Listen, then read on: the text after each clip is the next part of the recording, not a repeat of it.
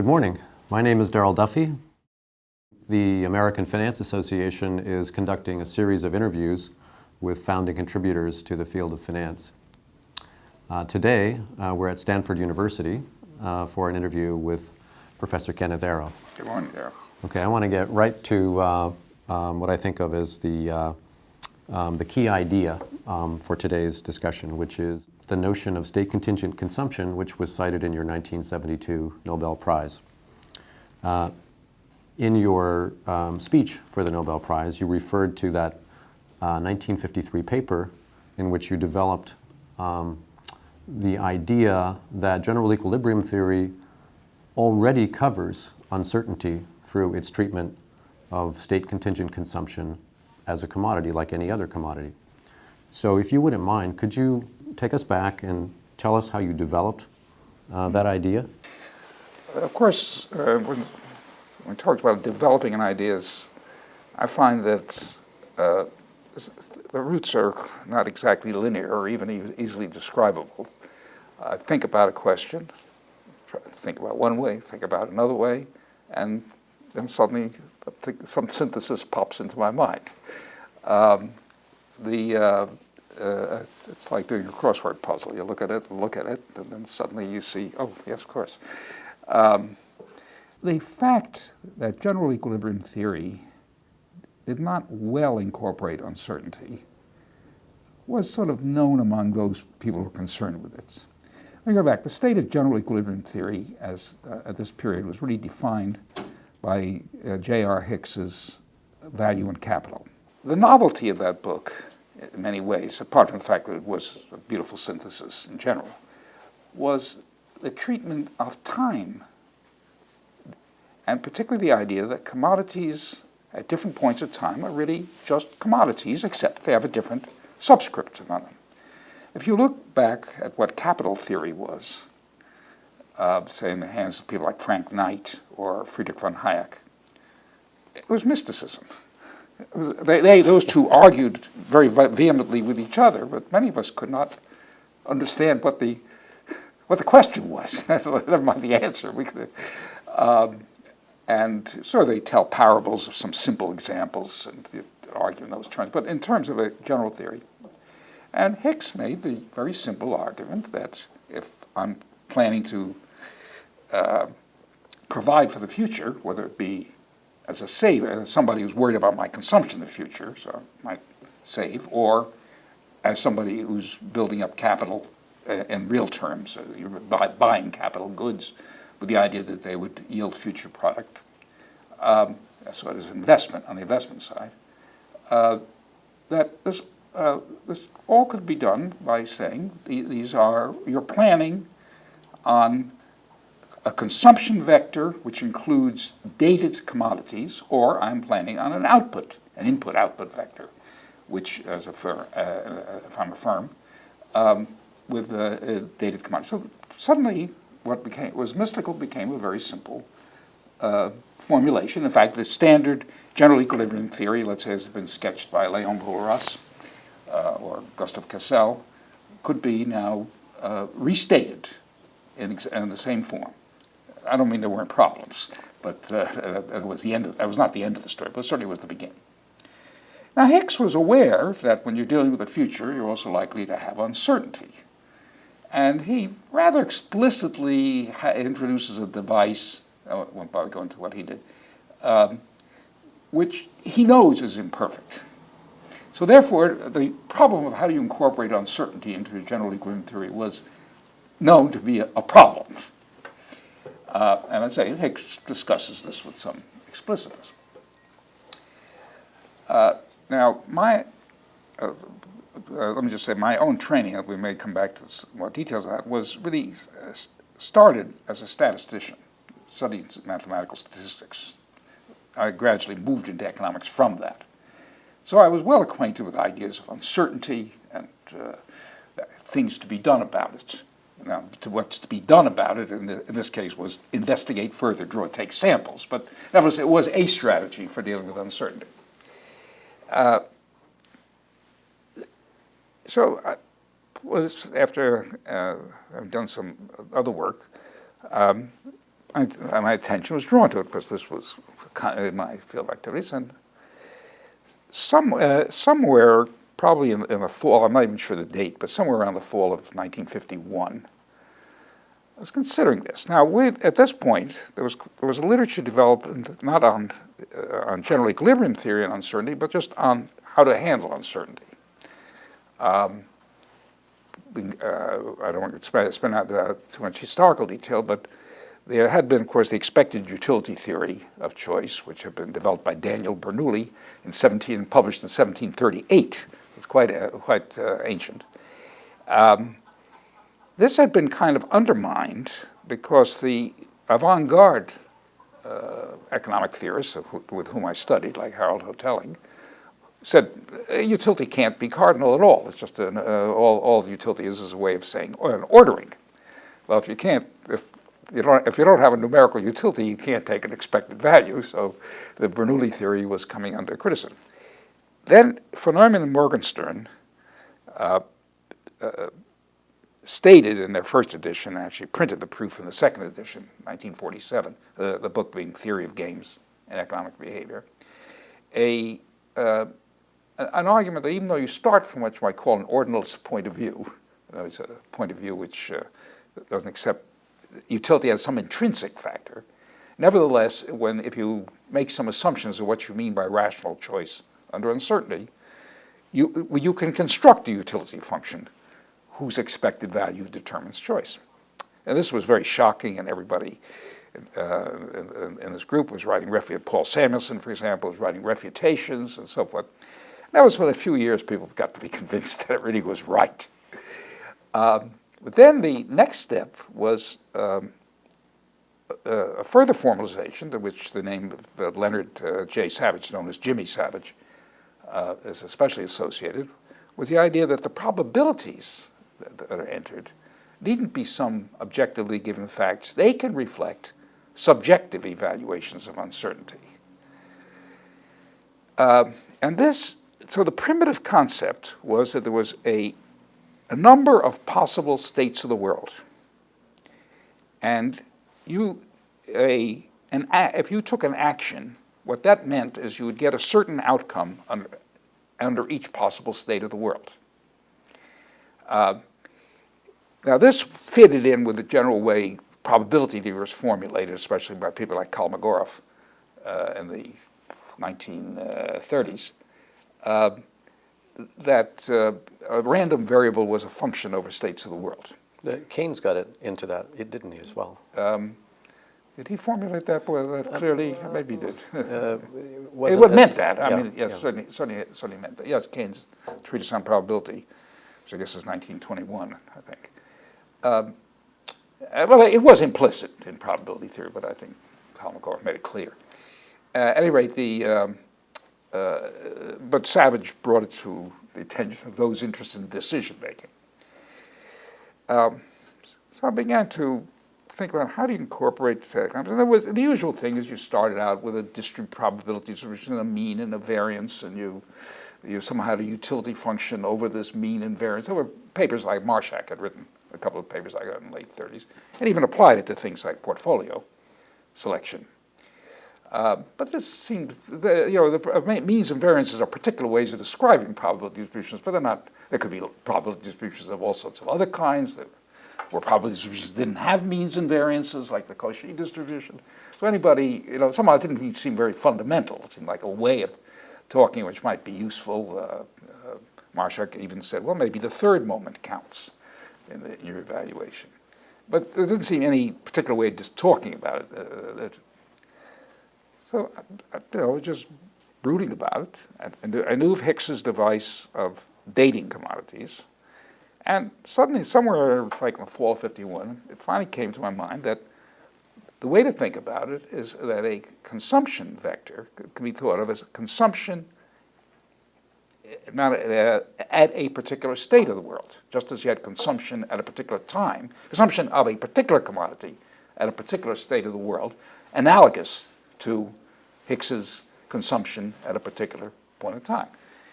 And then it struck me that ordinary securities are that sort of thing. If maybe people don't write them out that way, but it means your payoff, let's say it's obvious in the case of a common stock, is a function of the state of the world, what you actually get, what the company pays out. So, Well, before this idea that you had, I mean, the notion of general equilibrium had been out there. Man, the rigorous mathematical structure had been in place. Had no one attempted to treat uncertainty in some other way? The idea there was uncertainty in the world and that it should be treated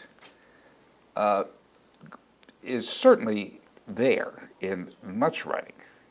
If you go back to Stanley Jevons in 1871, he didn't have a true general equilibrium point of view, but essentially, if you try to make his ideas more carefully, you would have come to that, because he didn't quite have it, but almost. And he discusses the fact that consumption might be uncertain. He worries about consumption over time. Didn't have explicitly dated commodities, but he had something like that. He discusses a ship which is provisioning itself for a trip and things of that kind. And he mentions there's uncertainty. One of the things you might not know is what the demands are going to be, what your needs are going to be. And refers to Bernoulli. Now, and Marshall, 30 years later, or 20 years later, also refers to Bernoulli. But it's just a reference. They sort of said, roughly speaking, there's a theory out there which needs to be developed. They recognize this, the need for it. The reference to Bernoulli, I think, were kind of pro forma, if you look at it carefully. A man named Isaac Todhunter wrote a history of the theory of probability in about 1865 or so, and these mathematically inclined economists all knew about it. And it's quite clear to me, they took their discussion of Bernoulli not from the original, which was only in Latin at that time, hadn't been translated into any language, any modern language, and used Todhunter's summary of it, which was okay, but not exactly very full. He's got a big book, lots and lots. He's terribly detailed.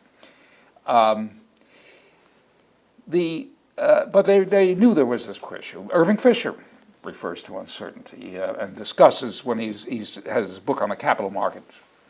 I forget the title now, but it's about 1910 or so, or 1907, I don't know. And he refers to the fact that this is modified by uncertainty. But it's that. So nothing. It's that it's identifying a question. Uh-huh. So essentially, nobody had really integrated, and some of the more formal, recapitulations of Walras. Walras does not refer to uncertainty. I don't believe I won't swear that there's no reference, but there's certainly no useful reference in the whole book, in the 2 volumes. Cassell, who gave a summary of it in 1903, again does not refer to uncertainty at all, if I'm correct. So there was a lot of this. And of course, in the 20s, there were people writing on uncertainty, but never in a full general. Of course, the famous one is Frank Knight's doctoral dissertation, Risk, Uncertainty, and Profit. But he really talks in terms of the individuals facing an uncertain issue, but not as opposed to a market. Opposed to markets. He really doesn't discuss much in the way. I think there is some qualitative discussion of things like common stocks as a risk-shifting device, but not it. Hicks took up the subject also in the 30s, by the way. But again, it doesn't actually, but not only in the value of capital, but in some other papers. But it doesn't really lead to a systematic interpretation. And that's why this need was, anybody who thought about it knew this need was felt. And I think people, it was kind of perceived by people like Marshak that there was a gap. That's about the best you can say. And Hicks, I say, does address the question value and capital, but he addresses it in a very unsatisfying. He says people behave as if there is a price, which presumably is to be interpreted as a price discounted for uncertainty, but how you do it, what the price would be. And indeed, I was accustomed to the argument that there is behavior, just as a statistician, that there are things you do which you would not do with any certain price. So you can't, the idea of a certainty equivalent doesn't really make any sense. because that you would actually do things like, for example, you hold inventories or something like that, which you would not, you'd never hold any. If you knew for certain what's going to happen, and if you behaved as if you knew for certain what was going to happen, you would never hold inventories. You'd hold exactly enough to meet the demand.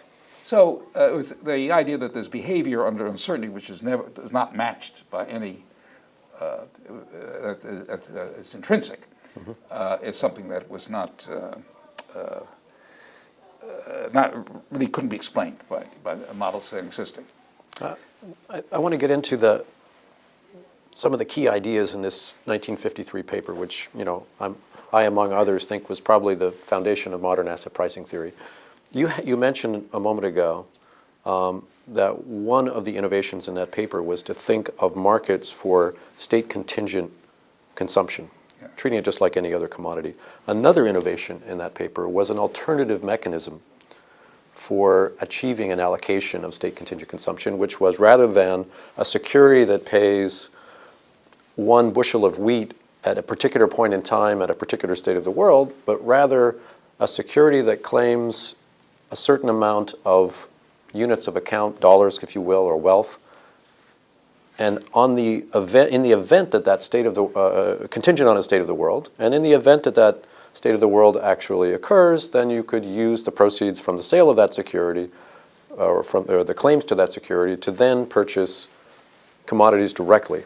So there's 2 different ways of thinking about getting claims to consumption: one direct, one indirect, and you pointed out the differences. I want, if you can, what prompted that,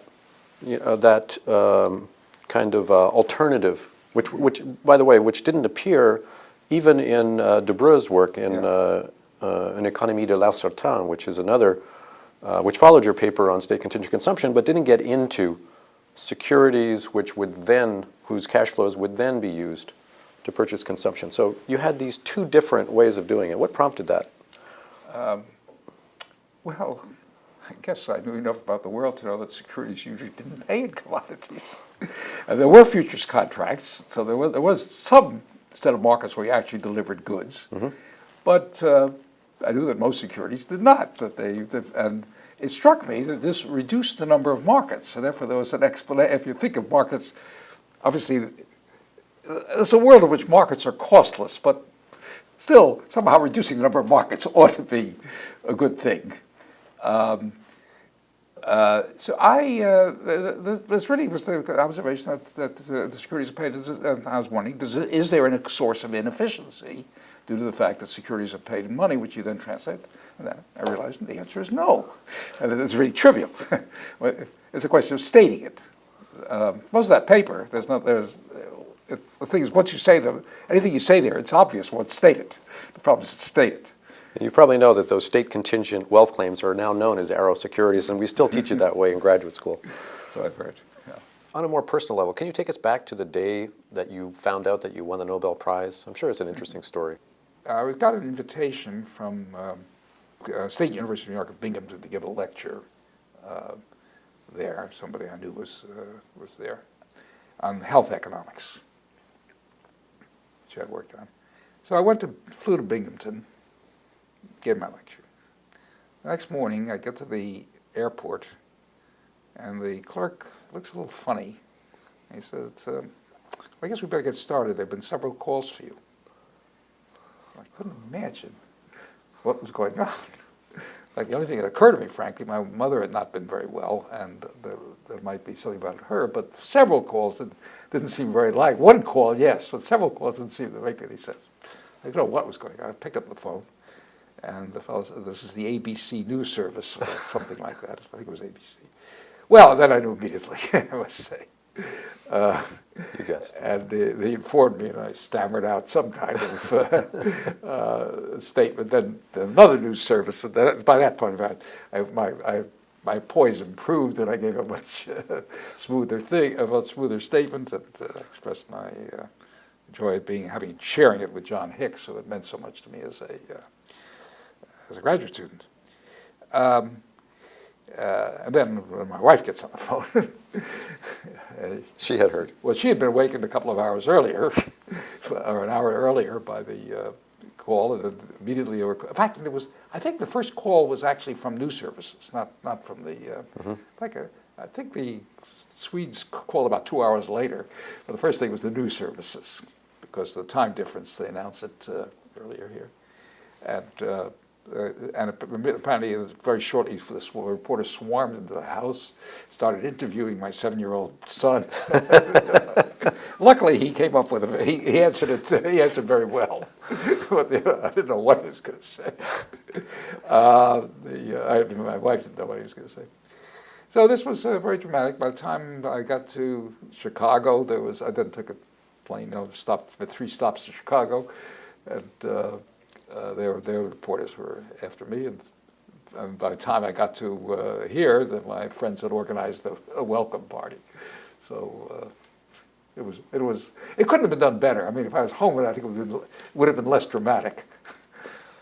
I didn't, frankly, this was the 4th year of the prize, and I really wasn't. I was not expecting it.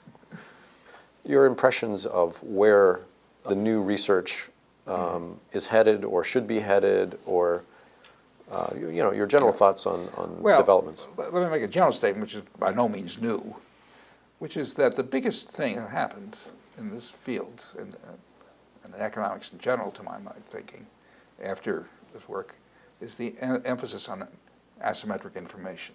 The fact that some people know something that other people don't know, and the other people know the other people know something that they don't know.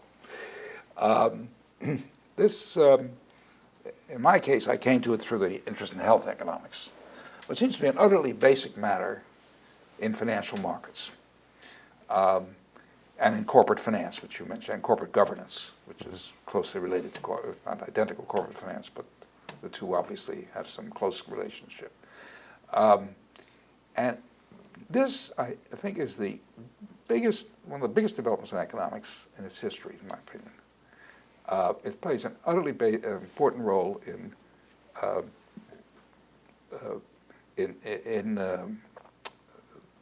finance, for example. One of the arguments that against the Modigliani-Miller indifference idea that all corporate structures are alike, financial structures are alike, is that some of them give better incentives to the managers than others. And I think this is. I think what's so far done is a little superficial. I mean, but I think the question is the right question. I think there's plenty more to understand. I mean, of course, we have all that. One of the things that's recognized in public policy, because you have all these requirements of revelation and good diligence, but there's a limit to that. In fact, there's an intrinsic limit. I mean, not just that it's being resisted, but that in some sense you can't. A lot of knowledge is tacit, and you can't convey it. So I think the questions of, for example, one of the reasons why the financial markets are much more limited than the requirements of the Arrow securities is partly, that's in fact, Roy Radner was the first one to give a good explanation of this. That how can you make a contract between 2 people where you say it's contingent on something occurring when only one of them knows whether it occurred or not? So that's the moral hazard problem. The moral hazard problem, exactly. And all these revelation problems, these transfers of information, some of which it's almost impossible to imagine they'll ever be transmitted. So instead, we have a whole literature on the incentives, on the assumption that you're not going to go to, so using the observables to an extent. It seems to me that this creates it puts great pressure on the concept of information. Who knows what? Because who knows what can't be taken as a given. If you assume it's a given, then you can go through the principal agent theory or up to optimal incentives of one kind or another. But we must recognize that if there's a big incentive to acquire information, maybe it'll be acquired. It leaks. It may be acquired even without deliberate effort. It may be acquired with deliberate effort. This shows up in all sorts of economic realms. I think in the theory of growth, particularly the question of total factor productivity, the residual. There is a question of how an innovation spreads. Well, in the same way, it can spread through the market by licensing and things like that, but it can spread in lots of other ways. If you ask, if you try to model why the stock market fluctuates so much, after all, if people make errors, why aren't they randomly distributed? Why don't they sort of cancel out? How can you get something like a market changes 1 or 2%? The whole market changes 1 or 2% in a day. That's sort of nothing. And yet, if you annualize that, it's a huge. Our estimate of the future wealth of the country has changed by 2% in one day. That's an amazing statement. Now, so the problem then is that these information flows somehow are correlated, or at least that's one way of looking at it. That somehow, if X has an idea that somehow it spreads to other people, so you're going to get some kind of.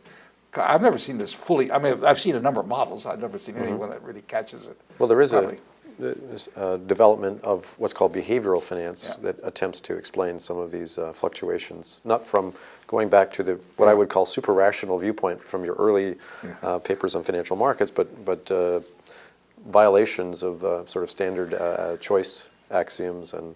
Well, I think we have to take that stuff very seriously, and I would like to explain it, but. There are problems about the limits of rationality too. In fact, if you even push the logic back far enough, you have some problems because information has to be processed. As I learned something, it has some implications. It takes time to draw the implications. So time comes into the picture. The rationality models usually assume you have information, you instantaneously know all its implications. The fact that mathematics is an open subject means that not all the implications from a pretty small set of axioms have been found in hundreds of years of work by smart people. So we have, and then the question is what fills that gap, and that's where the behavioral people, I think, are trying. So I think the facts that they've, unearthed as the generalizations are raw material for something else. And I think, this is extremely prominent in asset markets more than it is in flow markets, because they, so to speak, you close the market, you start over again. Maybe you've learned something. I mean, there may be carryover in information, for instance, even in flow market. But in asset markets, when the whole future is at stake, then the implications of information flow. And it seems to me somehow the spread of information and the willingness to acquire it and to spend resources in acquiring it and using it and spreading it and so forth are a key problem in many areas of economics, and I think in financial markets most especially. The other problem, with the corporate governance problem, is what induces managers to behave. And the idea that the board of directors somehow represents the stockholders and gives incentives to do it, I think is not, having been on boards of directors, I think is not well, it's 5% correct, There's something to it, but it's a long, long way, because the board of directors is the creature of the president. So the whole question of corporate structure, which in turn reflects itself in corporate finance, I think is I think somehow we're not really, all these rational considerations are relevant, but there's a lot more that's relevant we're not getting. There's power, and that's where game theory should, in principle, be applicable.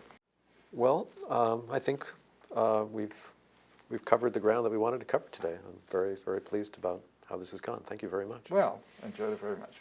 Thank you, Darrell. Thank you, Kenneth.